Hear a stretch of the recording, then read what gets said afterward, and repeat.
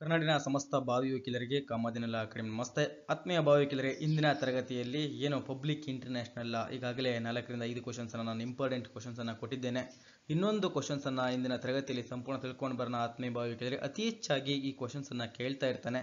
ಆ ಕ್ವಶನ್ಸ್ ಯಾವುದು ಅಂದ್ರೆ ಅಂತಾರಾಷ್ಟ್ರೀಯ ನ್ಯಾಯಾಲಯದ ರಚನೆ ಮತ್ತು ಅಧಿಕಾರಗಳನ್ನು ವಿವರಿಸಿ ಅಂತ ಕೇಳ್ತಾ ಇರ್ತಾನೆ ಪದೇ ಪದೇ. ಇಂಟರ್ನ್ಯಾಷನಲ್ ಕೋರ್ಟ್ ಆಫ್ ಜಸ್ಟಿಸ್ ಅಂತ ಕರಿತೀವಿ ಇಂಗ್ಲಿಷಲ್ಲಿ. ಆತ್ಮೀಯ ಭಾವಿ ವಕೀಲರೇ ಗಮನಿಸಿ, ತುಂಬಾ ಇಂಪಾರ್ಟೆಂಟ್ ಕ್ವಶನ್ಸ್.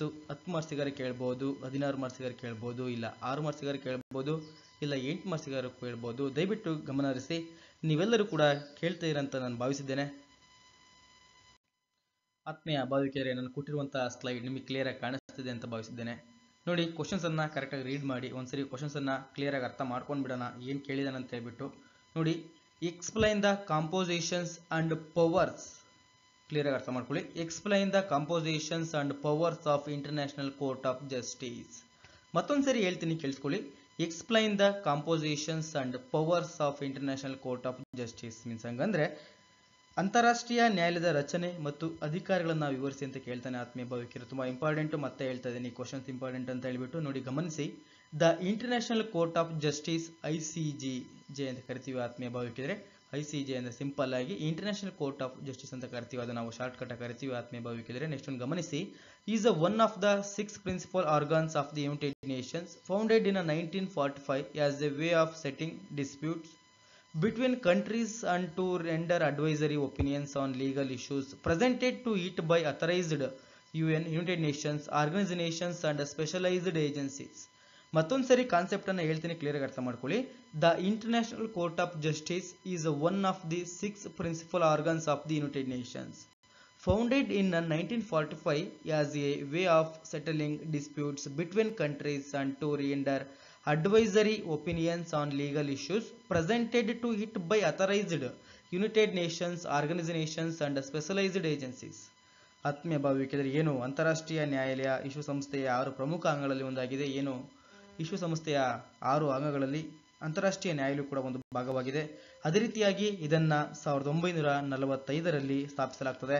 ಇದು ದೇಶಗಳ ನಡುವಿನ ವಿವಾದಗಳನ್ನು ಪರಿಹರಿಸುವ ಮತ್ತು ಅಧಿಕೃತ ವಿಶ್ವಸಂಸ್ಥೆಯ ಸಂಸ್ಥೆಗಳು ಮತ್ತು ವಿಶೇಷ ಸಂಸ್ಥೆಗಳು ಸಲ್ಲಿಸಿದಂತಹ ಕಾನೂನು ವಿಷಯಗಳ ಸಲಹಾ ಅಭಿಪ್ರಾಯಗಳನ್ನು ನೀಡುವ ಒಂದು ಮಾರ್ಗವಾಗಿದೆ ಅಂತ ಹೇಳ್ಬಿಟ್ಟು ಆತ್ಮೀಯ ಭಾವಿಕಿದ್ರೆ ಕ್ಲಿಯರ್ ಆಗಿ ಅರ್ಥ ಆಗಿದೆ ಅಂತ ನಾನು ಭಾವಿಸ್ತೇನೆ. ಮತ್ತೊಂದ್ಸರಿ ಹೇಳ್ತೀನಿ, ಕೇಳಿಸ್ಕೊಳ್ಳಿ. ಅಂತಾರಾಷ್ಟ್ರೀಯ ನ್ಯಾಯಾಲಯ ಎಂಬುದು ವಿಶ್ವಸಂಸ್ಥೆಯ 6 ಪ್ರಮುಖ ಭಾಗಗಳಲ್ಲಿ ಒಂದಾಗಿದೆ. ಈ ಅಂತಾರಾಷ್ಟ್ರೀಯ ನ್ಯಾಯಾಲಯವನ್ನು 1945ರಲ್ಲಿ ಸ್ಥಾಪಿಸಲಾಗಿದೆ. ಇದು ದೇಶಗಳ ನಡುವಿನ ವಿವಾದಗಳನ್ನು ಬಗೆಹರಿಸುತ್ತದೆ. ಅದೇ ರೀತಿಯಾಗಿ ಅಧಿಕೃತ ವಿಶ್ವಸಂಸ್ಥೆಯ ಸಂಸ್ಥೆಗಳಿರ್ಬೋದು ಮತ್ತು ವಿಶೇಷ ಸಂಸ್ಥೆಗಳು ಸಲ್ಲಿಸಿದಂತಹ ಕಾನೂನು ವಿಷಯಗಳ ಕುರಿತು ಸಲಹಾ ಅಭಿಪ್ರಾಯಗಳನ್ನು ನೀಡುವ ಒಂದು ಮಾರ್ಗವಾಗಿದೆ ಅಂತ ಹೇಳ್ಬಿಟ್ಟು ಆತ್ಮೀಯ ಭಾವಿಕಿದ್ರೆ ನೆಕ್ಸ್ಟ್ ಒಂದು ಗಮನಿಸಿ. The International court of justice comprises 15 judges elected by the United Nations General Assembly and the United Nations Security Councils for 9 years. Its jurisdiction covers various legal issues including international law, human rights and international humanitarian law. ಆತ್ಮೀಯ ಭಾವಿಕರು, ಏನು ಅಂತಾರಾಷ್ಟ್ರೀಯ ನ್ಯಾಯಾಲಯ ಮತ್ತು ವಿಶ್ವಸಂಸ್ಥೆಯ general assembly ಮತ್ತು ವಿಶ್ವಸಂಸ್ಥೆಯ security ಕೌನ್ಸಿಲ್ನಿಂದ 9 ವರ್ಷಗಳ ಅವಧಿಗೆ ಆಯ್ಕೆಯಾದ 15 ನ್ಯಾಯಾಧೀಶರನ್ನು ಒಳಗೊಂಡಿದೆ ಅಂತ ಹೇಳ್ಬಿಟ್ಟು ಅಂತಾರಾಷ್ಟ್ರೀಯ ನ್ಯಾಯಾಲಯವು. ಇದರ ನ್ಯಾಯ ವ್ಯಾಪ್ತಿಯು ಅಂತಾರಾಷ್ಟ್ರೀಯ ಕಾನೂನು ಇರಬಹುದು, ಮಾನವ ಹಕ್ಕುಗಳ ಬಗ್ಗೆ ವಿಚಾರಣೆ ಇರಬಹುದು ಮತ್ತು ಅಂತಾರಾಷ್ಟ್ರೀಯ ಮಾನವೀಯ ಕಾನೂನು ಸೇರಿದಂತೆ ವಿವಿಧ ಕಾನೂನು ವಿಷಯಗಳನ್ನು ಒಳಗೊಂಡಿದೆ ಅಂತ ಹೇಳ್ಬಿಟ್ಟು ಆತ್ಮೀಯ ಭಾವಿಕಿದ್ದಾರೆ ಕ್ಲಿಯರ್ ಆಗಿ ಅರ್ಥ ಮಾಡ್ಕೊಳ್ಳಿ. ಇದರಲ್ಲಿ 15 ಜನ ಜಡ್ಜಸ್ ಇರ್ತಾರೆ. ಇವರು 9 ವರ್ಷಗಳ ಅವಧಿಗೆ ನೇಮಕ ಆಗ್ತಾರೆ. ಇದರ ವ್ಯಾಪ್ತಿಯನ್ನು ನೋಡೋದಾದ್ರೆ, ಅಂತಾರಾಷ್ಟ್ರೀಯ ನ್ಯಾಯದ ವ್ಯಾಪ್ತಿಯನ್ನು ನೋಡೋದಾದ್ರೆ, ಇದು ಅಂತಾರಾಷ್ಟ್ರೀಯ ಕಾನೂನು ಬಗ್ಗೆ ಇರಬಹುದು, ಮಾನವ ಹಕ್ಕುಗಳ ಬಗ್ಗೆ ಇರಬಹುದು, ಅದೇ ರೀತಿಯಾಗಿ ಅಂತಾರಾಷ್ಟ್ರೀಯ ಮಾನವೀಯ ಕಾನೂನು ಸೇರಿದಂತೆ ವಿವಿಧ ಕಾನೂನು ವಿಷಯಗಳನ್ನ ಒಳಗೊಂಡಿದೆ ಅಂತ ಹೇಳ್ಬಿಟ್ಟು ಆತ್ಮೀಯ ಭಾವಿಕಿದ್ದಾರೆ.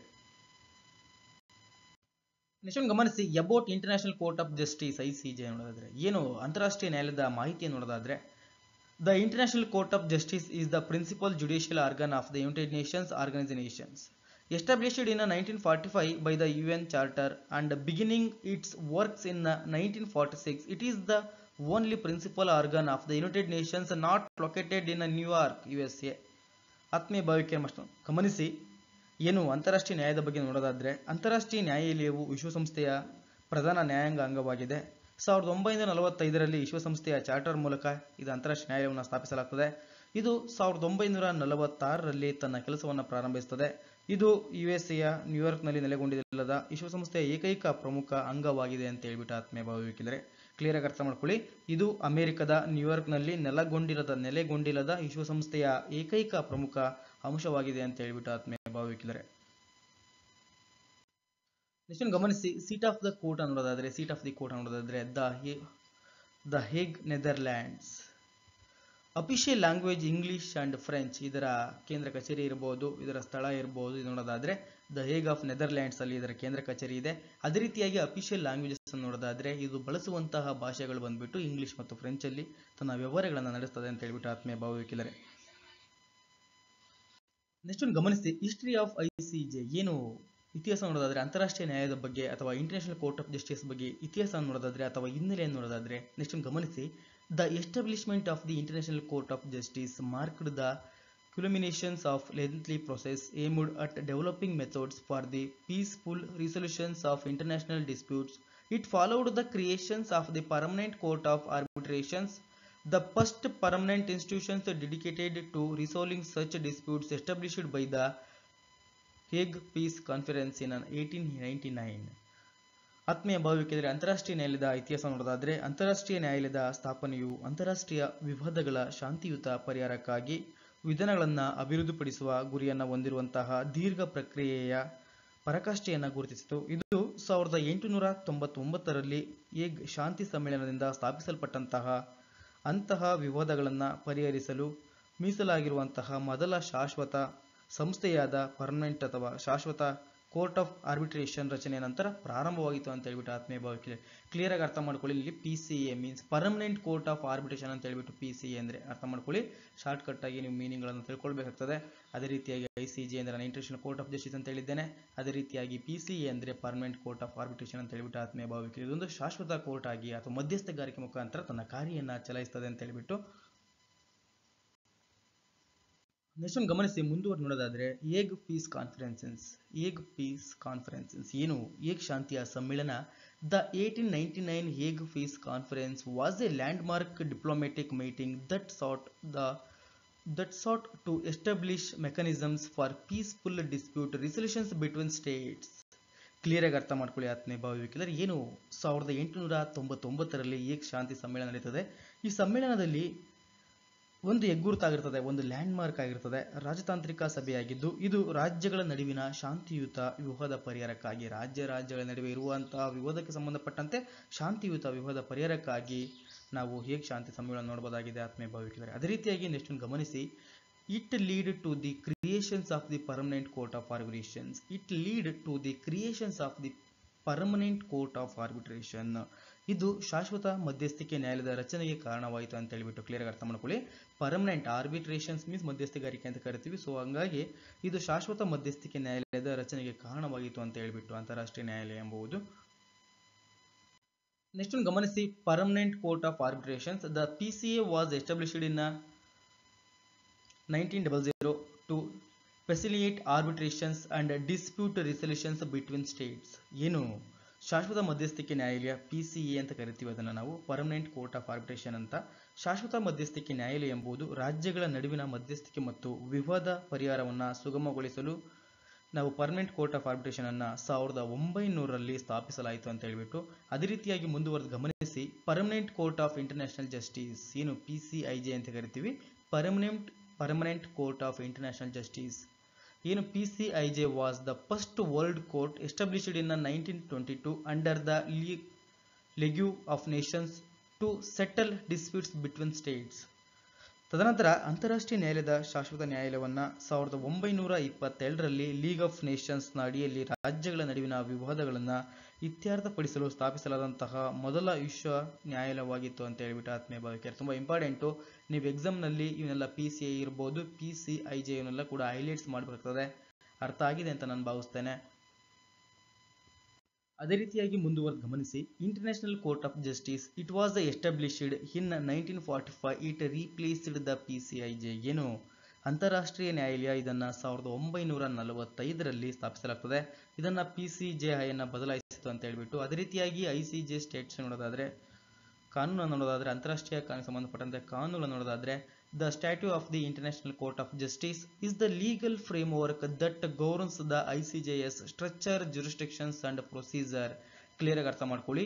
ಅಂತಾರಾಷ್ಟ್ರೀಯ ನ್ಯಾಯಾಲಯಕ್ಕೆ ಸಂಬಂಧಪಟ್ಟಂತೆ ಕಾನೂನುಗಳನ್ನು ನೋಡೋದಾದ್ರೆ the statutes of the International Court of Justice is the legal framework that governs the ICJ's structure, jurisdictions and procedures.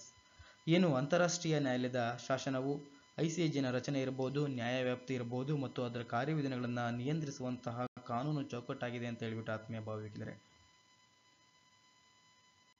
Next ಗಮನಿಸಿ. As on integral part of the United Nations charter, it establishes the ICJ as the UN's principal judicial organs, defines its role in resolving disputes between states, continuous cases and providing legal opinions, advisory proceedings and outlines rules for judge, sections, case procedure and the binding nature of its decisions. Clear ಆಗಿ ಅರ್ಥ ಮಾಡ್ಕೊಳ್ಳಿ ಆತ್ಮೀಯ ಭಾವಿಕೆಯಲ್ಲಿ ಏನು ವಿಶ್ವಸಂಸ್ಥೆಯ ಚಾರ್ಟರ್ನ ಅವಿಭಾಜ್ಯ ಅಂಗವಾಗಿದೆ ಅಂತಾರಾಷ್ಟ್ರೀಯ ನ್ಯಾಯಾಲಯವೆಂಬುದು. ವಿಶ್ವಸಂಸ್ಥೆಯ ಪ್ರಮುಖ ನ್ಯಾಯಾಂಗ ಅಂಗವಾಗಿ ಅಂತಾರಾಷ್ಟ್ರೀಯ ನ್ಯಾಯಾಲಯವನ್ನು ಸ್ಥಾಪಿಸಲಾಗಿದೆ.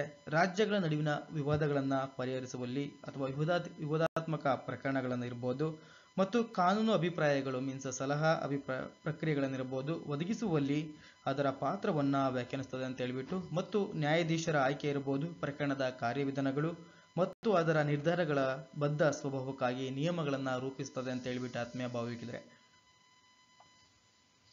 ನೆಕ್ಸ್ಟ್ ಗಮನಿಸಿ. International court of justice compositions and structure ಏನು ಅಂತಾರಾಷ್ಟ್ರೀಯ ನ್ಯಾಯಾಲಯದ ಸಂಯೋಜನೆ ಮತ್ತು ರಚನೆ ನೋಡೋದಾದ್ರೆ the ICJ consists of 15 judges who are elected from 9 years terms by the United Nations General Assembly and the United Nations Security Councils for a list of candidates nominated by national groups in the Permanent Court of Arbitrations. Elections are held every 3 years to elect 1/3 of the seats and judges who retire can be re-elected. ಆತ್ಮೀಯ ಭಾವಿಕೆಯಲ್ಲಿ clear ಆಗಿ ಅರ್ಥ ಮಾಡ್ಕೊಳ್ಳಿ. International court of justice compositions structure ನೋಡ್ತಾ ಇದ್ರೆ the International court of justice consists of 15 judges who are elected for 9 years terms by the United General Assembly and the United Nations Security Council from a list of candidates nominated by national groups in the Permanent Court of Arbitrations. Elections are held every 3 years to elect 1/3 of the seats and judges who retire can be re-elected. ಆತ್ಮೀಯ ಭಾವಿಕೆದರೆ ಅಂತಾರಾಷ್ಟ್ರೀಯ ನ್ಯಾಯಾಲಯದ ಸಂಯೋಜನೆ ಮತ್ತು ರಚನೆ ನೋಡೋದಾದ್ರೆ ಅಂತಾರಾಷ್ಟ್ರೀಯ ನ್ಯಾಯಾಲಯವು 15 ನ್ಯಾಯಾಧೀಶರನ್ನು ಒಳಗೊಂಡಿದೆ. ಅವರು ವಿಶ್ವಸಂಸ್ಥೆಯ ಜನರಲ್ ಅಸೆಂಬ್ಲಿ ಮತ್ತು ವಿಶ್ವಸಂಸ್ಥೆಯ ಭದ್ರತಾ ಮಂಡಳಿಯಿಂದ 9 ವರ್ಷಗಳ ಅವಧಿಗೆ ಕ್ಲಿಯರ್ ಅರ್ಥ ಮಾಡ್ಕೊಳ್ಳಿ. ವಿಶ್ವಸಂಸ್ಥೆಯ ಸಾಮಾನ್ಯ ಸಭೆ ಇರಬಹುದು, ವಿಶ್ವಸಂಸ್ಥೆಯ ಭದ್ರತಾ ಮಂಡಳಿಯಿಂದ 9 ವರ್ಷಗಳ ಅವಧಿಗೆ ಆಯ್ಕೆಯಾಗ್ತಾರೆ.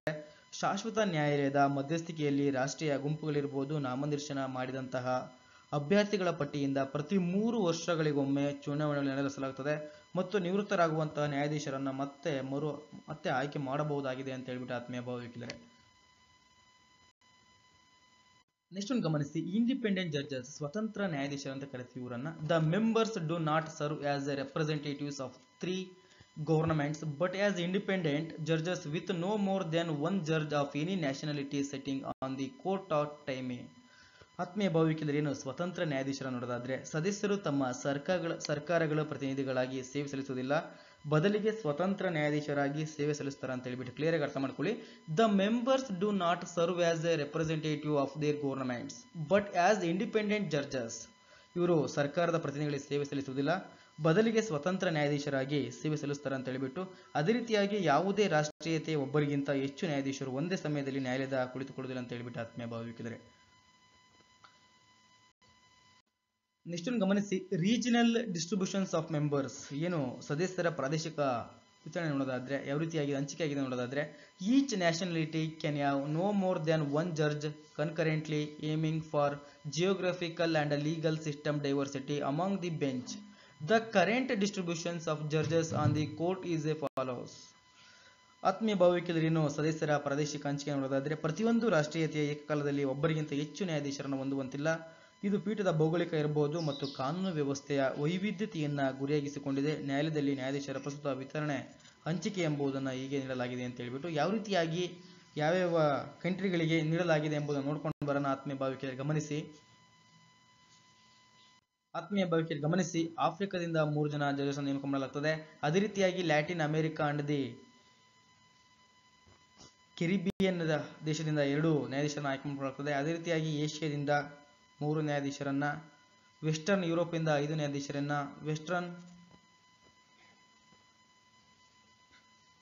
ಈಸ್ಟರ್ನ್ ಯುರೋಪ್ 2 ನ್ಯಾಯಾಧೀಶರನ್ನು ಆಯ್ಕೆ ಮಾಡಲಾಗುತ್ತದೆ. ಕ್ಲಿಯರ್ ಆಗಿ ಅರ್ಥ ಮಾಡ್ಕೊಳ್ಳಿ. ಆಫ್ರಿಕಾದಿಂದ 3 ನ್ಯಾಯಾಧೀಶರನ್ನು ನೇಮಕ ಮಾಡಲಾಗುತ್ತದೆ. ಅದೇ ರೀತಿಯಾಗಿ ಲ್ಯಾಟಿನ್ ಅಮೆರಿಕ ಮತ್ತು ಕೆರಿಬಿಯನ್ ದೇಶದಿಂದ 2 ನ್ಯಾಯಾಧೀಶರನ್ನು ಆಯ್ಕೆ ಮಾಡಿಕೊಳ್ಳಲಾಗುತ್ತದೆ. ಅದೇ ರೀತಿಯಾಗಿ ಏಷ್ಯಾದಿಂದ 3 ನ್ಯಾಯಾಧೀಶರನ್ನು ಆಯ್ಕೆ ಮಾಡಿಕೊಳ್ಳಲಾಗುತ್ತದೆ ಆತ್ಮೀಯ ಭಾವವೀಕ್ಷಕರೇ. ಅದೇ ರೀತಿಯಾಗಿ ಪಶ್ಚಿಮ ಯುರೋಪಿಂದ 5 ನ್ಯಾಯಾಧೀಶರನ್ನ, ಅದೇ ರೀತಿಯಾಗಿ ಪೂರ್ವ ಯುರೋಪಿನಿಂದ 2 ನ್ಯಾಯಾಧೀಶರನ್ನು ಆಯ್ಕೆ ಮಾಡಿಕೊಳ್ಳಲಾಗುತ್ತದೆ ಅಂತ ಹೇಳ್ಬಿಟ್ಟು ಆತ್ಮೀಯ ಭಾವವೀಕ್ಷಕರೇ ಕ್ಲಿಯರ್ ಆಗಿ ಅರ್ಥ ಆಗಿದೆ ಅಂತ ನಾನು ಭಾವಿಸ್ತೇನೆ. 15 ಜನ ನ್ಯಾಯಾಧೀಶರನ್ನ ಯಾವ್ಯಾವ ಕಂಟ್ರಿಯಿಂದ ಆಯ್ಕೆ ಮಾಡಿಕೊಳ್ಳಲಾಗುತ್ತದೆ ನಾನು ಸಂಪೂರ್ಣ ತಿಳಿಸ್ಕೊಟ್ಟಿದ್ದೇನೆ. ನಿಮ್ಮೆಲ್ಲರಿಗೂ ಕೂಡ ಅರ್ಥ ಆಗಿದೆ ಅಂತ ನಾನು ಭಾವಿಸ್ತೇನೆ.